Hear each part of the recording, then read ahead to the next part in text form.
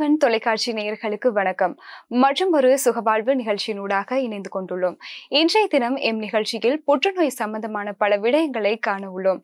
எனவே புற்றுநோய் சம்பந்தமான பல விடயங்களை எம்மோடு பகிர்ந்து கொள்வதற்காக இணைந்து கொண்டுள்ளார் தேசிய புற்றுநோய் நிர்வாகத்தில் பணிபுரியும் விசேட புற்றுநோய் மருத்துவர் நடராஜா ஜெயக்குமாரன் அவர்கள் இணைந்து கொண்டுள்ளார்.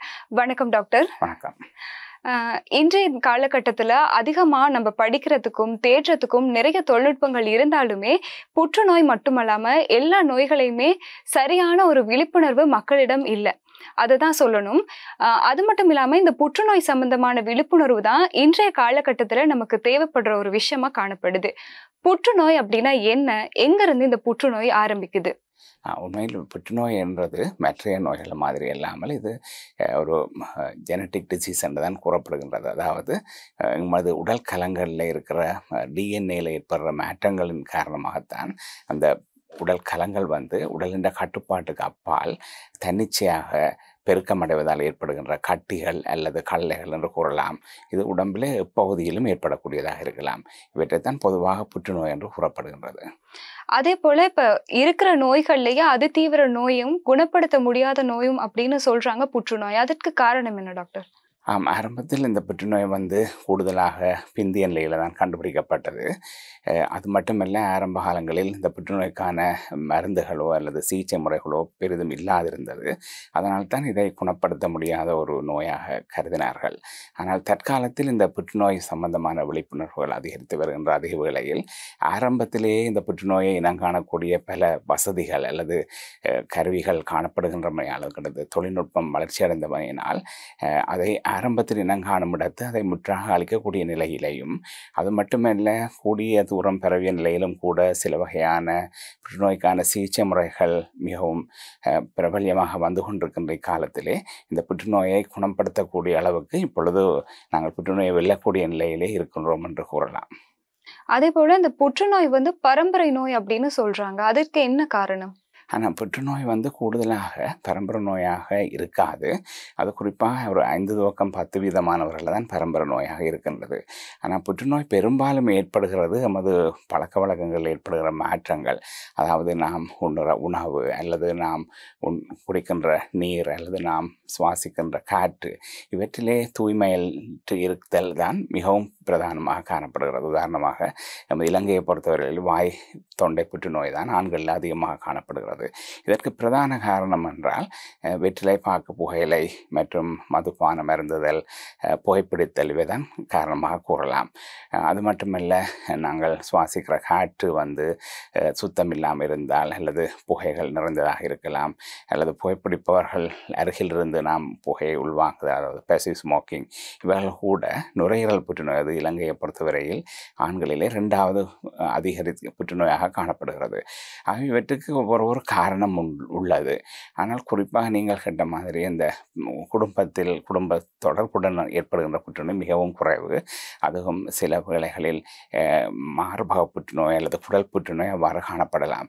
அவ்வாறு காணப்படும் என்பதை நாங்கள் சந்தேகிப்பது எப்போவென்றால், அந்த புற்றுநோயோடு இளம் வயதில் ஒருவர் வந்தால் நாங்கள் அவருடைய குடும்பத்தில் புற்றுநோயால் பாதிக்கப்பட்டவர்கள் இருந்திருக்கிறார்களா என்பதை வினவுவோம். அதுவும் அந்த புற்றுநோயால் பாதிக்கப்பட்டவர்கள் அவர்களுடைய இளம் வயதிலே அந்த புற்றுநோய்க்கு ஆளாகினார்களா என்றதையும் நாங்கள் ஆராய்வோம். என்றால் அது கூடுதலாக இளம் வயதிலே தான் அந்த உறவு முறையாக அல்லது அந்த அவருடைய நிறமூர்த்தத்திலே உள்ள பாதிப்பு காரணமாக ஏற்படுகின்ற புற்றுநோய்களை அவ்வாறு கூறுகின்றோம். ஆனால் அவை மிகவும் குறைவு. அது நீங்கள் ஒரு குடும்பத்திலே ஒருவருக்கு புற்றுநோய் ஏற்பட்டால் அந்த குடும்பத்தில் எல்லோருக்கும் ஏற்படும் என்று நீங்கள் கருதக்கூடாது.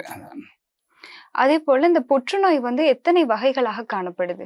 இந்த புற்றுநோயை நாங்கள் பிரதானமாக கூறுவோம். ஒன்று இரத்த சம்பந்தமான புற்றுநோய், மற்றது அதாவது ஹீமட்டாலஜிக்கல் மெலிக்னன்சி என்றது இரத்த சம்பந்தமான புற்றுநோய்.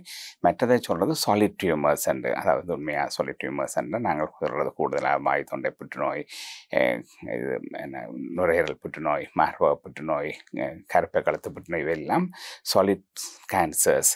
மற்றது ஹீமட்டாலஜிக்கல் மெலிக்னன்சி என்றது இரத்த தொடர்பான புற்றுநோய், இரத்தத்தோட தொடர்பான புற்றுநோய் என்னென்னா லியூகீமியாஸ், மற்றது லிம்ஃபோமான்னு சொல்கிறது நிணநீர் கணங்களில் வர புற்றுநோய், அல்லது மல்டிபிள் மைலோமான்று போனில் வர்ற புற்றுநோய், இவைகளெல்லாம் சொல்கிறது கூடுதலாக இந்த இரத்தத்தோடு தொடர்புடைய புற்றுநோய் என்று. இவை தான் மிகவும் பிரதானமான இரு வகைகள். ஆனால் இலங்கையை பொறுத்தவரையில் நீங்கள் அறிந்து கொள்ள வேண்டியது இவை மிகவும் பொதுவாக காணப்படுகின்றது என்றது. என்றப்போ தான் நீங்களும் அதிலிருந்து தவிர்த்து கொள்ளலாம், உங்களுக்கு புற்றுநோய் ஏற்படாமல். ஆண்களை பொறுத்தவரையில் முதலாவதாக வாய் தொண்டை புற்றுநோய் காணப்படுகிறது, இரண்டாவதாக நுரையீரல் புற்றுநோய் காணப்படுகிறது. பெண்களை பொறுத்தவரையில் முதலாவதாக மார்பக புற்றுநோய், இரண்டாவதாக இப்பொழுது தைராய்டு புற்றுநோய் தான் இரண்டாவதாக காணப்படுகிறது. இதற்கு பிரதானமான காரணம் என்னென்றால், இப்பொழுது இந்த களியொலி பரிசோதனைகள் பரவலாக செய்யப்படுகின்றவனால் களத்திலே ஒரு சிறியொரு வீக்கம் அல்லது மாற்றம் ஏற்பட்டாலே அவர்கள் இந்த களியொலி பரிசோதனை செய்வதன் மூலம் அதிலே ஒரு பரிசோதனை செய்து அல்லது ஊசி மூலம் பரிசோதனை செய்து இந்த புற்றுநோயை அதிக அளவில் டயக்னோஸ் பண்ணப்படுது, அதாவது எதிர்வு கூற எடுக்கின்றார்கள், அந்த புற்றுநோய் இருப்பதாக அறிகின்றார்கள். இதனால் அது இரண்டாவது இடத்தை இப்பொழுது பெறுகின்றது. மூன்றாவதாக ஆண் பெண் இருபாலரிடம் குடல் புற்றுநோய் இப்பொழுது அதிகரித்து வருகிறது. இது உண்மையில் முன்னேற காலங்களில் இது பின்னடைவாக இருந்த புற்றுநோய் இப்பொழுது அது மூன்றாவதாக வருகின்றதற்கு காரணம் கூடுதலாக அதிக கொழுப்புள்ள உணவுகளை உண்ணுதல், உடல் பருமன் அதிகரித்தல், உடற்பயிற்சியின்மை, இவையெல்லாம் இப்பொழுது எமது நாட்டிலையும் அதிகரித்து வருகின்றமையால் இந்த மூன்றாவதாக குடல் புற்றுநோய் அதிகரித்து வருகின்றது என்பதும் ஒரு முக்கியமான விடயமாக நாங்கள் கருத வேண்டும். அதே போல இவ்வளோ நீங்க புற்றுநோய்கள் இருக்கு அப்படின்னு சொல்றீங்க. இதுலயே அதிதீவிரமான ஒரு புற்றுநோய் அப்படின்னா எதை சொல்லலாம்? அதிதீவிரமான புற்றுநோய் என்று நீங்கள் கேட்டால், உண்மையாக எந்த வகையான புற்றுநோயும் பிந்திய நிலையில் காணப்பட்டால், பிந்திய நிலையில் நாங்கள் அதை கண்டுபிடித்தால் அவை அதிதீவிரமாகத்தான் இருக்கும் ஒன்று. அது மட்டுமல்ல, ஒரு சில வகையான புற்றுநோய்கள், உதாரணமாக சதையில் ஏற்படுற புற்றுநோய், பெங்க்ரியாட்டிக் கேன்சர் எல்லாம் அதிதீவிரமான புற்றுநோய், அல்லது ஈரலில் ஏற்படுற புற்றுநோய், ஈரல் புற்றுநோய் அல்லது கோலஞ்சியோகார்சினோமா என்ற பித்தப்பையுடன் தொடர்பான புற்றுநோய்கள், இவையெல்லாம் அதிதீவிரமாக இருக்கும். பெண்களை பொறுத்தவரையில் சூலகத்தில் ஏற்படுற புற்றுநோயும் பிந்திய நிலையில் வந்தால் அது ஒரு அதிதீவிரமான புற்றுநோயைத்தான் கருதப்படக்கூடியதாக இருக்கும். மற்றும் சிலவருக்கு மூளையில் ஏற்படுற புற்றுநோய் ஸ்டேஜ் 4 கிரேட் 4 சொல்கிறது, அதாவது கிளியோபிளாஸ்டோமா மல்டிஃபோம் என்றவை கூட அதிதீவிர புற்றுநோயாக காணப்படுகின்றது. ஆனால் உண்மையில் சிறந்த வகையான புற்றுநோய் என்று கருதுமிடத்து நாங்கள் தைராய்டு கேன்சர் உண்மையில் அது பூர்ணமாக குணப்படுத்தக்கூடிய நிலையில் தான் கூடுதலாக நாங்கள் காண்கின்றோம். அது மட்டுமல்ல, ஆண்களில் இளம் வயது ஆண்களில் ஏற்படுகின்ற விதையில் ஏற்படுகிற புற்றுநோய் கூட பூரணமாக குணப்படுத்தக்கூடிய புற்றுநோயாக காணப்படுகிறது.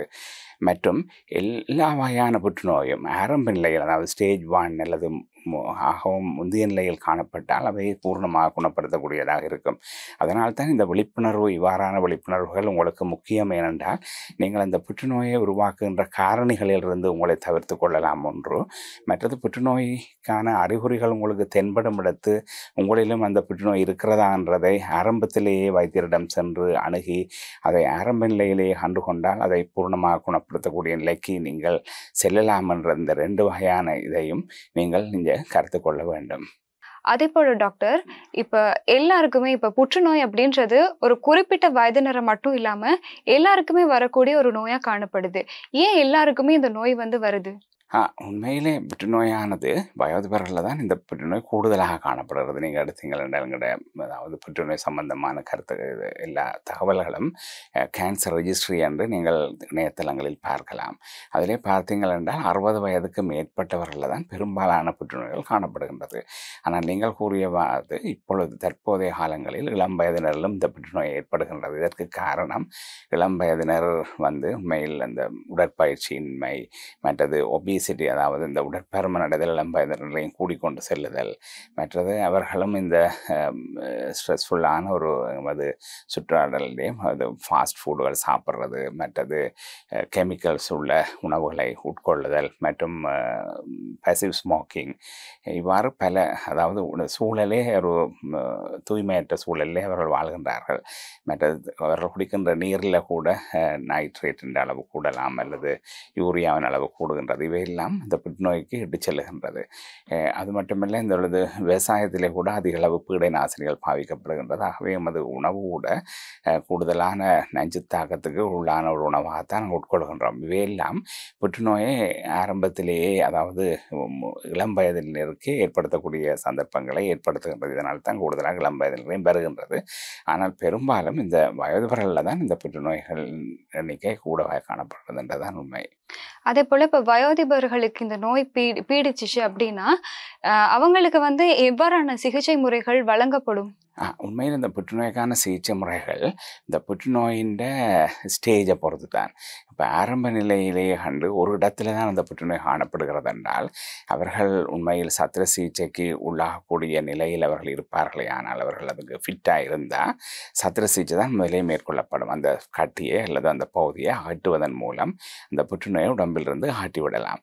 அது மட்டுமல்ல, அவர்களுக்கு உண்மையில் சத்திர சிகிச்சை செய்கிறதுக்கு அது அவர்களுக்கு கூடுதலான பாதிப்பு இருக்கக்கூடும் என்று கருதும் இடத்து, அதாவது மயக்க மருந்து கொடுக்கறதுல பிரச்சனைகள் இருக்கும் இடத்து நாங்கள் கதிர்வீச்சு சிகிச்சை மூலம் அந்த புற்றுநோயை குணமாக்கலாம். இந்த கதிர்வீச்சு சிகிச்சை முறையும் மற்றது சத்திர சிகிச்சை முறை, இந்த ரெண்டும் ஒரு லோக்கல் ட்ரீட்மெண்ட், அதாவது அந்த பர்டிகுலர் பிளேஸில் உள்ள பகுதியை தான் அதை டார்கெட் பண்ணி செய்யப்படுகின்றது. ஆனால் புற்றுநோய் பரவிய நிலையில் காணப்பட்டால் நாங்கள் முதலிலே கீமோதெரப்பி, அதாவது மருத்துவ ரீதியான சிகிச்சையை தான் கூடுதலாக செய்வோம். அதாவது மருந்து ஏற்றுவதன் மூலம் அந்த மருந்து உடலின் எல்லா பகுதிகளுக்கும் சென்று புற்றுநோய் கலங்களில் உள்ள இடங்களில் அவற்றை அளிக்கின்ற தொழிலை செய்கின்றது. ஆனால் அவற்றிலே சைடு எஃபெக்ட்ஸ் கூட இருக்கின்றது. அதை நாங்கள் பின்னர் மேலும் நாங்கள் உங்களுக்கு கூறக்கூடியதாக இருக்கும். ஆகவே இந்த புற்றுநோய்க்கான சிகிச்சை முறை என்றால் நாங்கள் கூடுதலாக சத்திர சிகிச்சை, கதிர்வீச்சு சிகிச்சை, மற்றது மருத்துவ ரீதியான கீமோதெரப்பி, அது மட்டுமல்ல ஹோமோன் ட்ரீட்மெண்ட், அதாவது ஆன்டி ஹோமோன்ஸ், கூடுதலாக ஈஸ்ட்ரஜனுக்கு எதிரான ஈஸ்ட்ரஜன் ஹோமோனுக்கு எதிரான மாத்திரைகள் கொடுக்கின்றோம். உதாரணமாக மார்பக புற்றுநோய் கொடுக்கின்றோம். அது மட்டுமல்ல, இவர்களுக்கு இம்யூனோதெரப்பி கூட இப்பொழுது கொடுக்கக்கூடியதாக இருக்குது. அதாவது இந்த உண்மையில் எமது உடம்பில் புற்றுநோய் ஏற்படாது இருக்கிறதுக்கு எமது உடம்பில் உள்ள அந்த நெற்புடன சக்தி தான் அந்த வேற்று கலங்களை இனங்கண்டு அவற்றை அழிக்கின்றது. அது அந்த எமது நெற்புடன சக்தி எங்களில் குறைவண்டால் இந்த புற்றுநோய் இலகுவில் எங்களில் பரவக்கூடிய நிலை அல்லது உருவாகக்கூடிய நிலை ஏற்படுகின்றது. ஆகவே அந்த நெற்புடன சக்தியை கூட்டுவதன் மூலமோ நாங்கள் மருந்து வழங்குவதன் மூலம் இந்த புற்றுநோய் கலங்களை அழிக்கக்கூடியதாக இருக்கின்றது. ஆகவே இது அந்த ஒன்றில் சத்திர சிகிச்சை அல்லது கதிர்வீச்சு சிகிச்சை அல்லது மருத்துவ ரீதியான சிகிச்சை அல்லது இந்த ஹோமோன்களை நாங்கள் தடுக்குதன் மூலமான சிகிச்சை, மற்றது இம்யூனோதெரப்பி மற்றும் பல டார்கெட்டட் ட்ரீட்மெண்ட்ஸ் என்று சொல்கிற, அதாவது அந்தந்த ரிசெப்டர்ஸ் லெவலிலே இந்த புற்றுநோய் கலங்களை கண்ட்ரோல் பண்ணக்கூடிய சிகிச்சைகளை கூட நாங்கள் இப்பொழுது செய்து வருகின்றோம். இவை ஒன்றுக்கும் செய்ய முடியாத நிலையும் சில வேளை ஏற்படும். அதாவது இந்த புற்றுநோயால் பாதிக்கப்பட்டவர் மிகவும் பிந்திய நிலையில் வருமிடத்து அவர்கள் மிகவும் நோய்ந்த நிலையில் இருப்பார்கள். அவர்களுக்கு ஒருவித சிகிச்சையும் அளிக்கக்கூடிய நிலையிலே அவர்கள் இல்லை. அவ்வாறானவர்களுக்கு கூட நாம் ஒரு நோயை குணமாக்குறதுக்கு நாங்கள் செய்ய முடியாவிட்டாலும் அவர்களுக்கு ஆற்றுப்படுத்தல் சிகிச்சை, அதாவது இந்த பெலியேட்டிவ் கேர் என்று சொல்கிறது, இந்த நோய் ஆற்றுப்படுத்தல் சிகிச்சையை செய்வதன் மூலம் அவர்களுடைய அதாவது இந்த புற்றுநோயால் ஏற்படுகின்ற பெயின் அல்லது வேறும் பல சிம்டம்ஸ், அதாவது மூச்சு கஷ்டம் ஏற்படுதல் அல்லது தொடர்ந்து சக்தி ஏற்படுதல், வயிறு நோய் ஏற்படுதல், இவற்றை கூட தனித்து நோய் தணிப்பு சிகிச்சை என்றுதான் சொல்வார்கள் இந்த பெலியேட்டிவ் கேர் என்ற. அதை கூட செய்வதன் மூலம் அவர்களுக்கு ஒரு குவாலிட்டியான லைஃப், அதாவது அவர்கள் சந்தோஷமாக இருக்கக்கூடிய அந்த காலத்தை சந்தோஷமாக கழிக்கக்கூடிய வகையில் நாம் கொடுக்கின்ற சிகிச்சை தான் சொல்கிறது நோய் தணிப்பு சிகிச்சை என்று சொல்லி இவற்றை கூட வழங்கக்கூடியதாக இருக்கும். இப்போ இவ்வளோ சிகிச்சை முறைகள் கூறுனீங்க, ஆனால் எல்லாருமே பயப்படுற ஒரு சிகிச்சை முறை வந்து லேசர் ட்ரீட்மெண்ட் காணப்படுது, கதிர்வீச்சு. சிலர் வந்து இந்த கதிர்வீச்சு உடம்புக்கு பட்டதுமே சிலர் வந்து குறுகிய காலம் தான் உயிர் வாழ முடியும் அப்படின்னு சொல்றாங்க. அதுக்கு என்ன ரீசன்? ஆனால் அது அவ்வாறு இல்லை. உண்மையில் என்னென்றால் இந்த நான் முதல்ல உங்களுக்கு சொன்ன மாதிரி இந்த சத்திர சிகிச்சையும் கதிர்வீச்சு சிகிச்சையும் அதாவது ஆரம்ப நிலையில் உள்ளவர்களுக்கு தான் நாங்கள் கூடுதலாக கொடுப்பது, அதாவது குணமாக்கும் ரீதியாக கொடுக்க வேண்டி ஏற்படும் இடத்து. ஏனென்றால் அது ஒரு குறிப்பிட்ட இடத்தில் தான் அந்த புற்றுநோய் கலங்கள் உள்ளது. ஆனால் உண்மையில் நாங்கள் சொல்லப்போனால் நமது தமிழ் பிரதேசங்களிலே இந்த கதிர்வீச்சு சிகிச்சையை கரண்ட் ட்ரீட்மெண்ட் தான் சொல்வார்கள். ஆனால் உண்மையாக சிங்கள மொழியில் இதை லைட் ட்ரீட்மெண்ட் தான் கூட சொல்வார்கள். ஆகவே இந்த கரண்ட் ட்ரீட்மெண்ட் என்றோடனே அவர்கள் பயப்படுறது இந்த எலக்ட்ரிசிட்டியை கொடுத்து ஏதோ செய்ய போகிறோம். உண்மையில் அது வந்து ஒரு எக்ஸ்ரே தான். இது சக்தி வாய்ந்த எக்ஸ்ரே, ஹை எனர்ஜி எக்ஸ்ரேஸ் தான் யூஸ் பண்ணுகிறோம். அந்த ஹை எனர்ஜி எக்ஸ்ரே யூஸ் பண்ணிக்கல நீங்கள் ஒரு சாதாரண ஒரு எக்ஸ்ரே எடுக்கல என்ன மாதிரி உங்களுக்கு ஒரு ஃபீலிங் இருக்குமோ அதே ஃபீலிங் தான் இந்த ஹை எனர்ஜி எக்ஸ்ரே புகைகளையும் இருக்கும். அதுங்களுக்கு கண்ணுக்கு தெரியாத ஒரு கதிர்கள். நாங்கள் அது அந்த கணனி தொழில்நுட்பத்தின் ஊடாக திட்டமிடல் எல்லாம் செய்து அந்த நாங்கள் முதலே ஒரு சிடி ஸ்கேன் செய்து அந்த கட்டி, அதாவது அந்த கேன்சர் எங்கே இருக்குதுன்றதை பார்த்து அதை நாங்கள் வரைந்து அதற்கு அடிஷனலாக அதற்கு சூழ ஒரு பகுதியை, அதை அடிஷனல் ஒரு கவரிங்கை கொடுத்து அந்த பகுதிக்கு மட்டும்தான் அந்த கதிர்வீச்சு சிகிச்சை செல்லக்கூடியதாகவும் அதற்கு அயலிலே உள்ள நல்ல கலங்களுக்கு பாதிப்பு ஏற்படுத்தாத வகையிலே இந்த கதிர்வீச்சு சிகிச்சை திட்டமிடல், அதாவது பிளானிங் செய்கின்றோம். இது வந்து உண்மையாக முழுக்க கணனி மயப்படுத்தப்பட்ட பிளானிங். அதன் மூலம் செய்யப்பட்டதன் பின்னர் வழங்கப்படும் பொழுது அவர்களுடைய நல்ல கலங்களுக்கு பாதிப்பு மிகவும் குறைவாகத்தான் இருக்கும். அப்படி பாதிப்பு ஏற்பட்டாலும் அந்த நல்ல கலங்கள் வந்து வெகு விரைவில் குணமடைந்துவிடும். ஆனால் இந்த புற்றுநோய் கலங்கள் இறப்பை அடையும். அதனால் தான் இந்த ஆரம்பத்திலேயே நாங்கள் இனங்காணும் இடத்து இதை கூட துல்லியமாக இந்த கணனி மூலம் மயப்படுத்தப்பட்ட சிகிச்சை, அதாவது கதிர்வீச்சு சிகிச்சையை வெகும் திறமையாக செய்யலாம். இப்பொழுது ஈவன் இந்த நுரையீரலில் கூட ஆரம்ப நிலையிலே உள்ள நுரையீரல் கட்டியை தனியே கணனி மயப்படுத்தப்பட்ட சிகிச்சை, இந்த கதிர்வீச்சு சிகிச்சையின் மூலம் நாங்கள் செய்வதனாலே அவர்களுக்கு கூடிய காலம் அவர்கள் இருக்கக்கூடிய நிலைக்கு நாங்கள் இப்பொழுது சிகிச்சை வழங்கக்கூடிய நிலையிலே இருக்கின்றோம். அதே போல இப்ப இதே சிகிச்சை முறை தான் முடி உதிர்வதுக்கும் உடம்பு வந்து பருமன் குறையறதுக்கும் காரணமா இருக்கு அப்படின்னு பல வதந்திகள் வெளிவந்திருக்குது. அதுக்கு உங்களோட கருத்து என்ன டாக்டர்? நீங்கள் சொல்லுகிற இந்த கதிர்வீச்சு சிகிச்சையோட இந்த மயர்ஹோட்டுன்றதில் வராது. அன்லஸ் நீங்கள் உண்மையில் அந்த தலைப்பகுதிக்கு கதிர்வீச்சு சிகிச்சை செய்யும் பொழுது தலைப்பகுதி அந்த பகுதியில் மட்டும் மயிருதிர்தல் ஏற்படலாம். ஆனால் இந்த கீமோதெரப்பி, அதாவது இந்த மருத்துவ ரீதியான சிகிச்சை செய்யும் பொழுதுதான் அந்த தலை உதிர்வு ஏற்படுகிறது, தலை மயிர் உதிர்வுகள் ஏற்படுகின்றது. அதற்கு என்ன காரணம் என்றால் இந்த மருத்துவ ரீதியான சிகிச்சை வந்து இந்த உடலிலே உள்ள இந்த புற்றுநோய் கலங்கள் வந்து டிவைட் பண்ணுற கலங்கள், அதாவது பெருக்கமடைந்து கொண்டு செல்கின்ற கலங்களை இது அளிக்கின்றது. அதே போல இந்த ஹேர் செல்ஸ் கூட அடிக்கடி புது ஹேர் செல்ஸ் வந்து கொண்டிருக்கும். ஆகவே அவை அப்படி பெருக்கமடைகின்ற அந்த கலங்களையும் இந்த மருத்துவ ரீதியாக நான் கொடுக்குற மருந்துகள் பாதிக்கும். அது மட்டுமல்ல, அது அந்த போன்ஸிலே உள்ள கலங்களை கூட, அதாவது வெண்குருதி சிறுதுணிக்கை, செங்குருதி சிறுதுணிக்கை, மற்றது குருதி சிறுதட்டுகளை கூட அளிக்கின்றது. அதனால்தான் அந்த ஒயிட் செல் குறையக்கூடிய நிலையும் வருகிறது. அதனால் இவர்களுக்கு இன்ஃபெக்ஷன் வரக்கூடியதாக இருக்கின்றது. அதே போல இந்த ஸ்பெர்ம் ப்ரொடியூஸ் பண்ணுற, அதாவது இந்த விதையிலிருந்து ஸ்பெர்ம் வர்ற பகுதியிலையும் கூட இவை இந்த மருந்துகள் தாக்கத்தை ஏற்படுத்துவதனால் இந்த விந்துக்களின் எண்ணிக்கை குறையக்கூடியதாக இருக்கிறது. அதனால் தான் சில வேளைகளில் மக்களுக்கு நாங்கள் மருத்துவ ரீதியான சிகிச்சை செய்வதற்கு முன்னரே இந்த ஸ்பெர்ம் ப்ரிசர்வேஷன் அல்லது ஸ்பெர்ம் பேங்கிங் என்று அதை நாங்கள் எடுத்து பாதுகாப்பாக வைத்திருப்போம். ஏனென்றால் ஃபியூச்சரில் அவர்கள் குணமான பின்னர் அதை பாவிக்கக்கூடியதாக இருக்கும் என்பதனால்தான். இவ்வாறான நிலையில தான் கூடுதலாக இந்த தலைமுடி உதிர்தல் ஏற்படுகின்றது. ஆனால் கதிர்வீச்சு சிகிச்சை கூடுதலாக ஒரு லோக்கல் ட்ரீட்மெண்ட். நீங்கள் அந்த தலைப்பகுதியில் கதிர்வீச்சு சிகிச்சை செய்யும் பொழுதுதான் அந்த தலைமயிர் உதிர்தல் ஏற்படும். மற்றும்படி கூடுதலாக இது மருத்துவ ரீதியான சிகிச்சை மூலம்தான் இந்த தலைமயிர் உதிர்தல் ஏற்படுகின்றது. டாக்டர், அதே போல இந்த வளமையாவே புற்றுநோய்கள் வந்து எல்லா வயதினரையும் பாதிக்கும் அப்படின்னு சொல்லுவாங்க. இந்த சிறுவர்களை பாதிக்கிறதுக்கு என்ன காரணம்? சிறுவர்களிலே ஏற்படுற புற்றுநோய்களை பார்த்தீங்களென்றால் கூடுதலாக இரத்த புற்றுநோய் அல்லது இரத்த தொடர்புடைய புற்றுநோய், அதாவது நினைவு கணங்கள் ஏற்படுற புற்றுநோய் தான் கூடுதலாக காணப்படுகிறது. அதற்கு பின்னர் இரண்டாவதாக காணப்படுகிறது பிரெயின் டியூமர்ஸ் என்று சொல்கிறது, அதாவது இந்த மூளையில் ஏற்படுற கட்டிகள். ஆகவே இந்த இரத்த புற்றுநோய் இவைகள் எல்லாம் இந்த நிறமூர்த்தங்கள் ஏற்படுற மாற்றங்களினால் ஏற்படுகின்ற புற்றுநோய்கள் தான். அதாவது அவர்கள் பிறந்ததிலிருந்து அவர்களுடைய நிறமூர்த்தங்களில் ஏதாவது ஒரு குளறும், அதாவது இறல்புகள், பிளவுகள் இருந்தால் அவை வந்து புற்றுநோயை இட்டு செல்லும். அதாவது இந்த நிறமூர்த்தங்கள் தான் இந்த உடல் கலங்களை சரியான முறையில் பிரிவடைய செய்வதற்கான கண்ட்ரோலை வைத்திருக்கின்றது. ஆகவே அவற்றிலே இருக்கிற ஒரு பாதிப்புகள் வந்து இந்த குடற்கலங்கள் தன்னிச்சையாக பெருகக்கூடிய நிலையை ஏற்படுத்தும். அதாவது உதாரணமாக எலும்பு மேச்சையிலே உள்ள கலங்கள் நான் சொன்னேன் முதலில் ஸ்டெம் செல்ஸ் என்று, அந்த செல்ஸ் வந்து தன்னிச்சையாக முதலிலே அந்த வெண்குருதி சிறுதுணிக்கை அல்லது செங்குருதி சிறுதுணிக்கை அல்லது குருதி சிறுதட்டுகளை உருவாக்குகின்றது. அந்த வெண்குருதி சிறுதுணிக்கைகள் தன்னிச்சையாக பெருக்கமடைவதனால் அவர்களுடைய அந்த தேவையான ஒரு தொழிலை செய்யாது அது ஒரு அப்நார்மல் செல்ஸாக தான் வரும். அதை சொல்கிறது பிளாஸ்ட் செல்ஸ் என்றது கூடுதலாக இருக்கும் இடத்து அதை சொல்கிறது லியூகீமியான்னு சொல்கிறது, அதாவது இரத்த புற்றுநோய் என்று. அதில் 2 வகை இருக்கின்றது.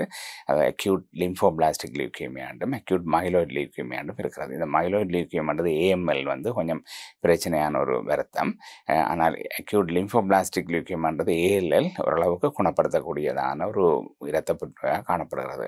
ஆனால் இந்த காலகட்டத்தில் அதற்காகவும் பல செயற்பாடுகள் நல்ல மருத்துவ முறைகள் ஏற்படுகின்றன. அது மட்டுமல்ல, இந்த எலும்பு மேச்சை மாற்றீடு அதாவது போன் மரோ டிரான்ஸ்பிளான்ட் மூலம் செய்வதன் மூலம் கூட அவற்றை சரி செய்யக்கூடிய நிலையிலே இப்பொழுது பல வசதிகள் இலங்கையில் கூட காணப்படுகிறது. ஆனால் இந்த இலங்கையில் ஒரு வகையான போன் மரோ டிரான்ஸ்பிளான்ட் தான் செய்யப்படுறதை சொல்கிறது ஓட்டோலகஸ் போன் மரோ டிரான்ஸ்பிளான்ட் என்று சொல்கிறது கூடுதலாக நாங்கள் இப்பொழுது செய்கிறது. வயோதிபர்களுக்கு ஏற்படுற மல்டிபிள் மயோலோமா போன்ற எலும்பு மேச்சையில் ஏற்படுற பிரச்சனைக்கான போன் மரோ மாற்றீடு தான் செய்கிறோம். ஆனால் இந்த குழந்தைகளுக்கு ஏற்படுற புற்றுநோய்க்கான போன் மரோ டிரான்ஸ்பிளான்ட் வந்து அலோஜெனிக் என்று சொல்கிறது. அது இன்னொருவரில் இருந்து அந்த செல்ஸை எடுத்து இவருக்கு கொடுப்பது. அந்த சிகிச்சை இன்னும் தொடங்கப்படவில்லை, ஆனால் வெகு விரைவில் அதுவும் தொடங்கப்பட உள்ளது.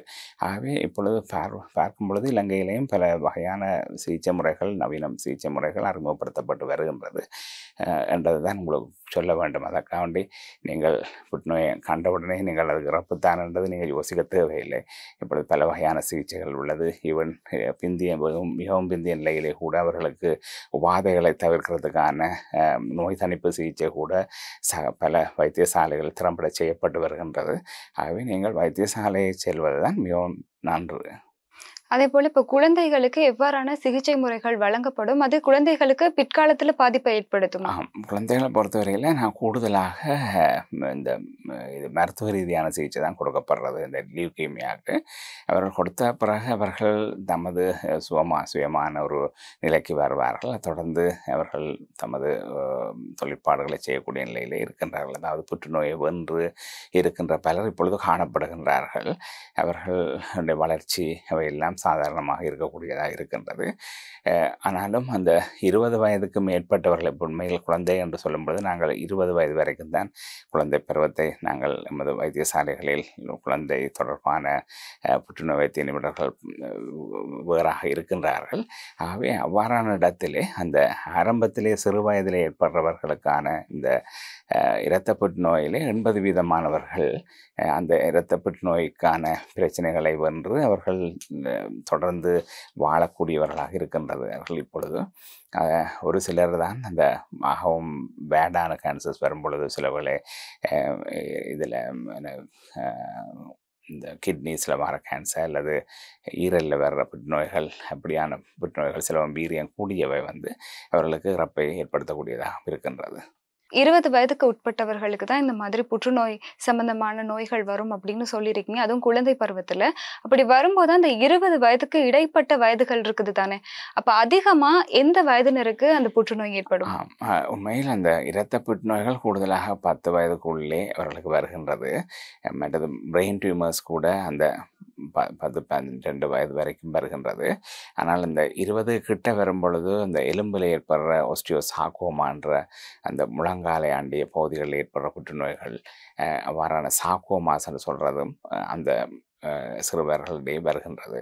ஆகவே இவை எல்லாம் ஒட்டுமொத்தமாக பார்க்கும் இடத்து இதற்காக தனிப்பட்ட அலகு ஒன்று ஏற்படுத்தப்பட்டுள்ளது. ஏனென்றால் அந்த குழந்தைகளை மிகவும் கிரமமாக பார்வையிடப்பட வேண்டியவர்கள். அது மட்டுமல்ல, இந்த புற்றுநோய்க்கான சிகிச்சைகளும் ஒரு 2 to 3 வருடங்கள் தொடர்ச்சியாக வழங்கக்கூடிய சிகிச்சைகள் தான் வழங்கப்படுகின்றதாகவே இவர்களுக்கு புறம்பான ஒரு சிறுவர் புற்றுநோய் அலகு நமது இலங்கை தேசிய புற்றுநோய் நிர்வாகத்தில் காணப்படுகின்றது. அது தற்பொழுது மேலும் பல வசதிகளுடன் விஸ்தரிக்கப்பட்டு அவர்களுக்கான ஐசியு வசதி, மற்றது ஹை டிபெண்டன்சி யூனிட், இவ்வாறான அவர்களுடைய பெற்றோர் வந்து நிற்கக்கூடிய அறைகளுடன் கூடிய இருக்கை இடங்கள், எல்லா வசதிகளும் மேற்கொள்ளப்பட்டு அவர்கள் மிகவும் சிறப்பாக கவனிக்கப்பட்டு வருகின்றார்கள். குறிப்பா டாக்டர் கூறியிருந்தீங்க, இந்த இலங்கையில வந்து புற்றுநோய் மருத்துவமனைகள் இருக்குது அப்படின்னு சொல்லி எந்தெந்த இடத்துல காணப்படுது? இலங்கையில் உண்மையாக அந்த இலங்கை அரசாங்கமானது அந்த 9 மாகாணங்களிலேயும் ஒரு தனி சிறப்பு வைத்தியசாலையை அமைப்பதற்கான திட்டங்கள் இருக்கின்றது. உதாரணமாக வட மாகாணத்தை பொறுத்தவரையில் தெல்லிப்பளை புற்றுநோய் வைத்தியசாலை தான் ஒரு சிறப்பு புற்றுநோய் வைத்தியசாலையாக காணப்படுகிறது. மேல் மாகாணத்தை பொறுத்தவரையில் மகரகம தேசிய புற்றுநோய் நிர்வாகம்தான் ஒரு சிறப்பு புற்றுநோய் வைத்தியசாலையாக காணப்படுகிறது. இவ்வாறாக ஒவ்வொரு மாகாணத்திலேயும் ஒரு சிறப்பு புற்றுநோய் சிகிச்சை நிலையம் காணப்படுகிறது.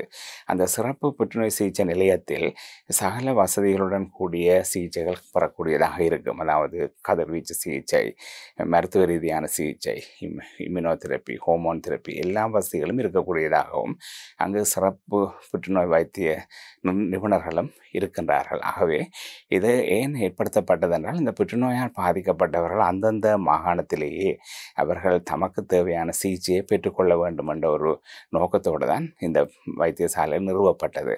ஆகவே ஆனால் அப்படி இருந்தும் இப்பொழுது தேசிய புற்றுநோய் வைத்தியசாலையின் பெயர் வந்து பெரிதாக காணப்படுகின்றபடியினால் மகரகமாவை நோக்கித்தான் பலர் வருவார்கள். உதாரணமாக காலி பகுதியிலிருந்தோ அல்லது கிழக்கு மாகாணத்திலிருந்தோ அல்லது மாத்திர பகுதி அப்பாறோ அல்லது யாழ்ப்பாணத்திலிருந்து கூட பலர் இந்த கொழும்பு தேசிய புற்றுநோய் நிலையத்தை நோக்கி வருகின்றார்கள்.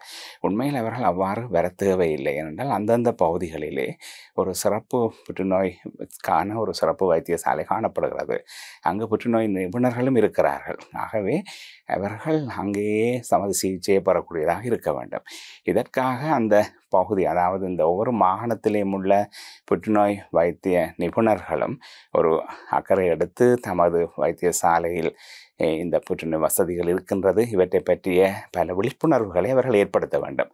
அதாவது மக்களுக்கு பல விழிப்புணர்வுகளை ஏற்படுத்தும் இடத்து அந்த மக்கள் அந்தந்த பகுதியிலே உள்ள சிறப்பு புற்றுநோய் வைத்தியசாலையிலேயே நாடி அவர்களுடைய சிகிச்சைகளை பெறக்கூடியதாக இருக்கும். அவர்கள் அவ்வாறு செய்யாத இடத்து இந்த புற்றுநோயால் பாதிக்கப்பட்டவர்கள் கொழும்பு பகுதியை நோக்கி வரும் இடத்து எமக்கும் அது பல பிரச்சனைகளை ஏற்படுத்துகிறது. ஏனென்றால் அவர்கள் தூர இருந்து வருகிறார்கள், அவர்களுக்கு இருக்க இட வசதி இல்லை, பல இது செலவுகள் ஏற்படுகின்றது. அவர்கள் உண்மையாக அதனால் பிற விரக்தி அடையக்கூடிய நிலை ஏற்படுகின்றது.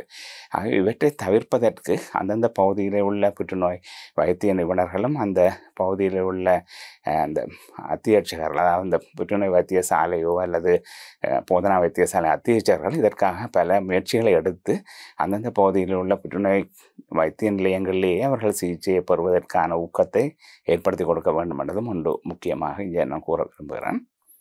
எனவே இன்றைய நிகழ்ச்சியில் புற்றுநோய் சம்பந்தமான பல விடயங்களை எம்மோடு பகிர்ந்து கொண்ட புற்றுநோய் விசேட வைத்திய நிபுணர் நடராஜா ஜெயக்குமாரன் அவர்களுக்கு ஆதவன் தொலைக்காட்சி நேயர்கள் சார்பாக நன்றிகளை தெரிவித்துக் கொள்கின்றோம். நன்றி டாக்டர்.